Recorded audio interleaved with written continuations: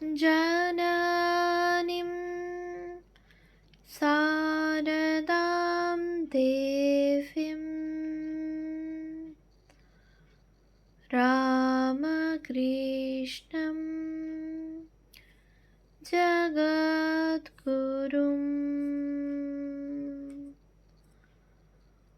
पादपद्मे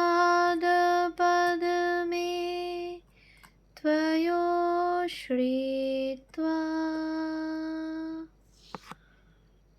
प्रणमामि মুহুর্মুহু।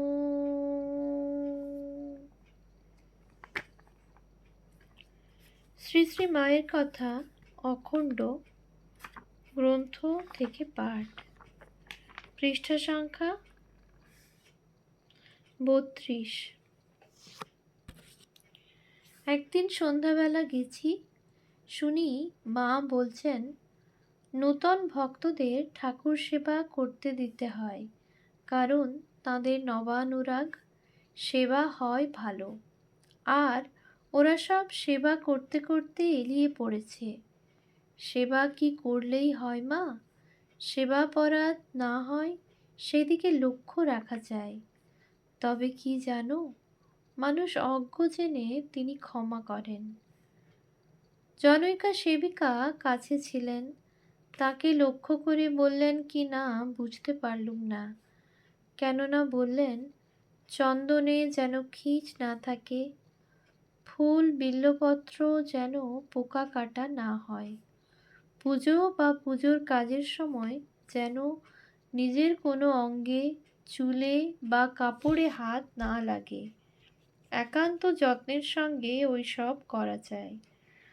আর ভোগ রাগ সব ঠিক সময়ে দিতে হয়। রাত্রি প্রায় 8টা। আজ গিয়ে দেখি মা তখন ঠাকুর ঘরের উত্তরে রাস্তার দিকের বারান্দায় অন্ধকারে বসে জপ করছেন। পাশের ঘরে আমরা বসবার খানিক পরে মা উঠে এলেন এবং হাসি মুখে বললেন, এসেছো মা, এসো। আমি, হ্যাঁ মা, আজ আমরা 2 বোনে এসেছি। আরতি কি হয়ে গেছে? মা, না, এখনো হয়নি। তোমরা আরতি দেখো, আমি আসছি। আরতি আরম্ভ হলো। অনেকগুলি মহিলা ঠাকুর ঘরে জপ পড়তে বসলেন। আরতি সাঙ্গ হলে আমরা প্রণাম করে মায়ের উদ্দেশ্যে পাশের ঘরে গেলুম। ওখানে গেলে এক মুহূর্ত মাকে চোখ ছাড়া করতে ইচ্ছা হয় না। খানিক পরে মা কাছে এসে বসলেন। একটি বৃদ্ধা অপর একজনের কাছে ভক্তিরসাত্মক একটি গান শিখছিলেন। মা তাই শুনে বললেন, হ্যাঁ, ও যা শিখাবে 2 ছত্র বলে আবার 2 ছত্র বাদ দিয়ে বলবে।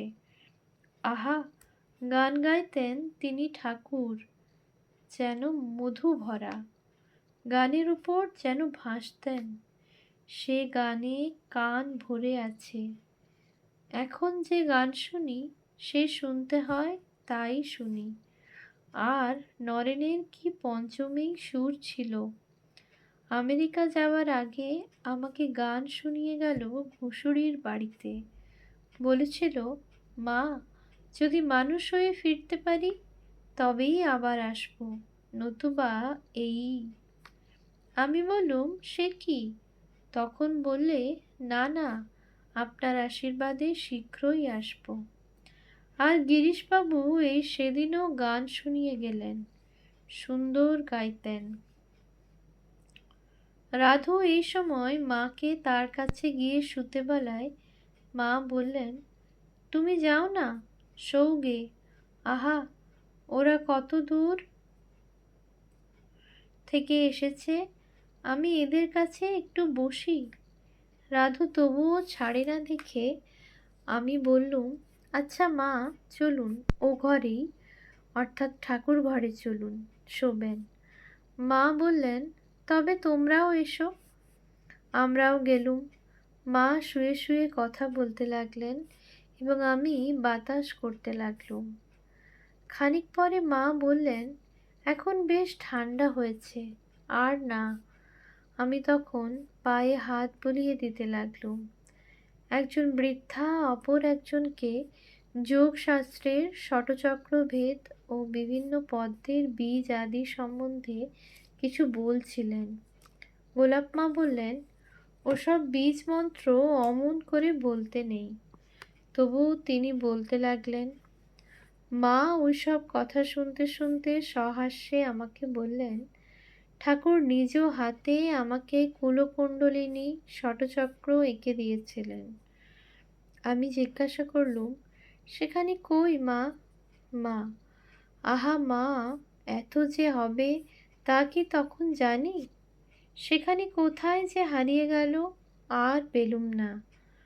রাত প্রায় 11টা হয়েছিল। আমরা প্রণাম করে বিদায় নিতে মা আশীর্বাদ করে দুর্গা দুর্গা বলতে বলতে উঠে বসলেন। যাবার পূর্বে একান্তে আমাদের বললেন, দেখো মা, স্বামী স্ত্রী একমত হলে তবে ধর্মলাভ হয়। কার্তিক 1321। আমাদের বালিগঞ্জের বাসায় ফুলের অভাব ছিল না। মা ফুল পেলে খুব খুশি হন বলে অনেকগুলি ফুল জোগাড় করে নিয়ে একদিন ভোরে মায়ের কাছে গেলুম। দেখি মা সবে পূজার আসনে বসেছেন। আমি ফুলগুলি সাজিয়ে দিতে ভারী খুশি হয়ে পূজায় বসলেন। শিউলি ফুল দেখে বললেন, এ ফুল এনে বেশ করেছ। কার্তিক মাসে শিউলি ফুল দিয়ে পুজো করতে হয়। এবার আজ পর্যন্ত এই ফুল ঠাকুরকে দেওয়া হয়নি। আমি আজ মায়ের শ্রীচরণ পূজার ফুল আলাদা করে রাখিনি। সেজন্য ভাবলুম আজ আর বোধ হয় মাকে পূজা করা হবে না। কিন্তু ফলে আর দেখলুম আমার ঐরূপ ভাববার আগেই মা সকল কথা ভেবে রেখেছেন। কারণ সমস্ত ফুলগুলিতে চন্দন মাখিয়ে মন্ত্র দ্বারা পুষ্প শুদ্ধি করে নিয়ে পূজা করতে বসবার সময় দেখলুম তিনি থালার পাশে কিছু ফুল আলাদা করে রেখে দিলেন। পরে পূজা শেষ হলে উঠে বললেন, এসো গো মা, ওই থালায় তোমার জন্য ফুল রেখেছি, নিয়ে এসো। এই সময় একটি ভক্ত অনেকগুলি ফল নিয়ে মাকে দর্শন করতে উপস্থিত হলেন। ভক্তটিকে দেখে মা খুব আনন্দিত হলেন। কপালে চন্দনের ফোঁটা পরিয়ে চিবুকে হাত দিয়ে চুমু খেলেন। কোনো পুরুষ ভক্তকে ঐরূপ আদর করতে আমি এই পর্যন্ত মাকে দেখিনি। তারপর আমাকে বললেন, মা, তোমার ওই ফুল হতে 4টি ওকে দাও তো। আমি দিতে গেলে ভক্তটি অঞ্জলি পেতে ফুল নিলেন। দেখলুম ভক্তির প্রবাহে তখন তার সর্বাঙ্গ কাঁপছে। তিনি সানন্দে মায়ের পায়ে পুষ্পাঞ্জলি দিলেন এবং প্রসাদ নিয়ে বাহিরে গেলেন। শুনলুম তিনি রাঁচি হতে এসেছেন। তক্তাপোশখানিতে বসে মা এইবার সস্নেহে আমাকে ডেকে বললেন, এইবার এসো গো। আমি শ্রীচরণে অঞ্জলি দিয়ে উঠতেই মা চুমু খেয়ে মাথায় হাত দিয়ে আশীর্বাদ করলেন।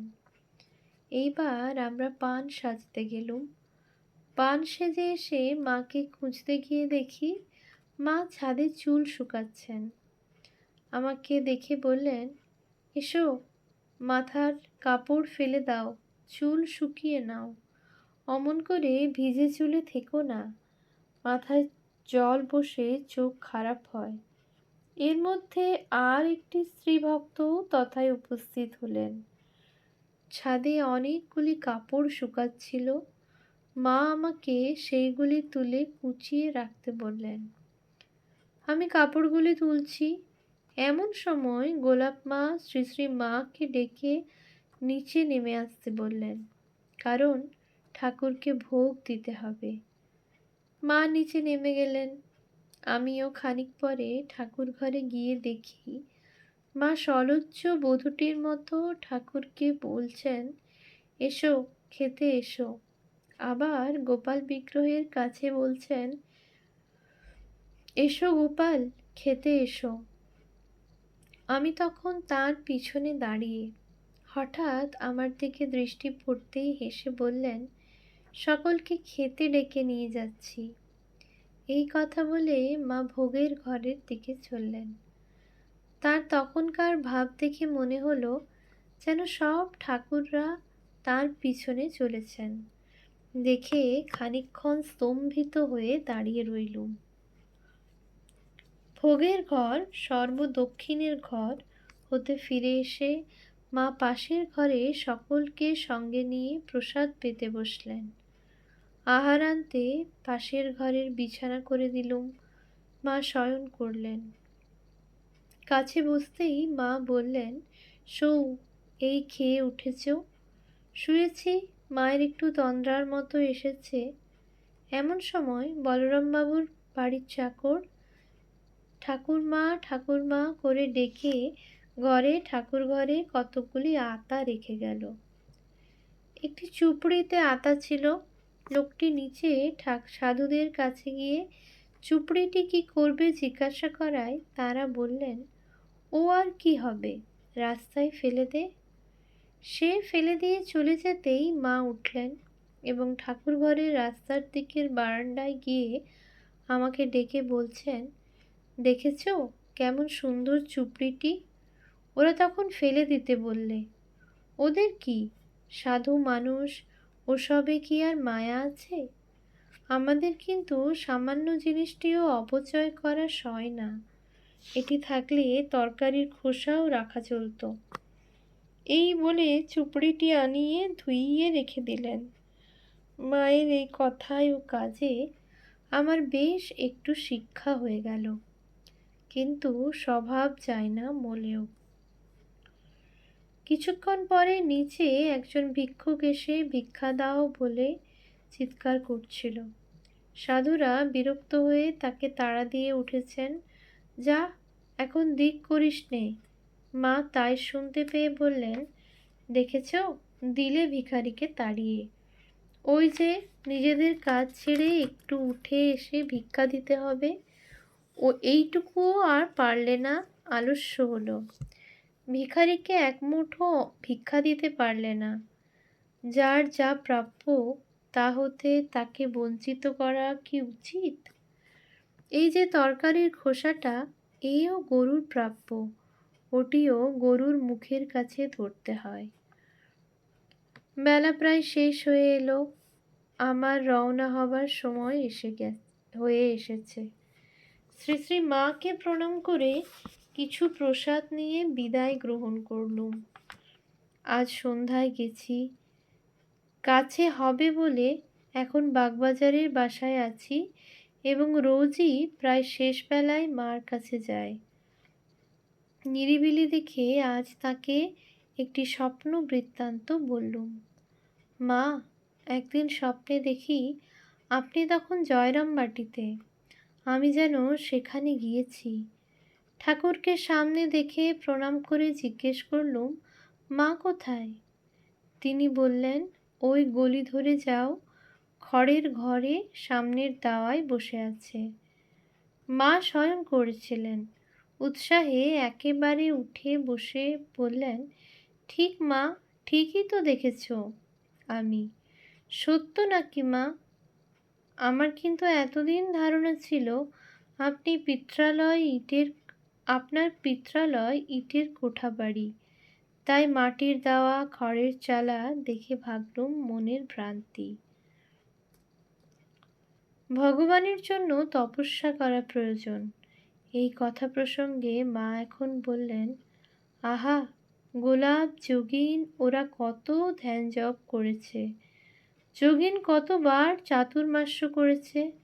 একবার শুধু কাঁচা দুধ ও ফল খেয়েছিল। এখনো কত জপ ধ্যান করে। গোলাপের মনে বিকার নেই, দিলে হয়তো খানিকটা দোকানের রাঁধা আলুর দম খেয়ে। আজ মায়ের বাড়িতে কালী কীর্তন হবে। মঠের সন্ন্যাসী মহারাজেরাই কীর্তন করবেন। রাত প্রায় 8:30টায় কীর্তন আরম্ভ হলো। মেয়েরা গান শুনবার জন্য অনেকেই বারান্দায় গেলেন। আমি মায়ের পায়ে তেল মালিশ করে দিচ্ছিলুম। ওখান হতেও বেশ শোনা যাচ্ছিল। এইসব গান আরও কতবার শুনেছি, কিন্তু ভক্তদের মুখে গানের শক্তি যেন আলাদা। কতই ভাবপূর্ণ বোধ হলো। চোখে জল আসতে লাগলো। শ্রী শ্রী ঠাকুর যে সব গান করতেন, মাঝে মাঝে যখন সেই গান দু একটি হচ্ছে, মা সুদ সাহেব বলতে লাগলেন, এগো এইটি ঠাকুর গাইতেন। তারপর যখন মজলো আমার মন ভ্রমরা শ্যামাপদ নীলকমলে, এই গানটি আরম্ভ হলো, তখন মা আর শয়ন করে থাকতে পারলেন না।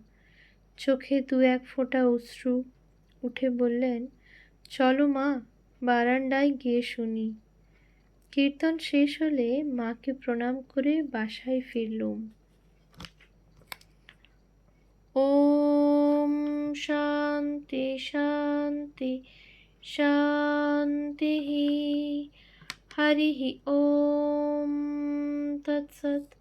শ্রীরামকৃষ্ণার্পণমস্তু।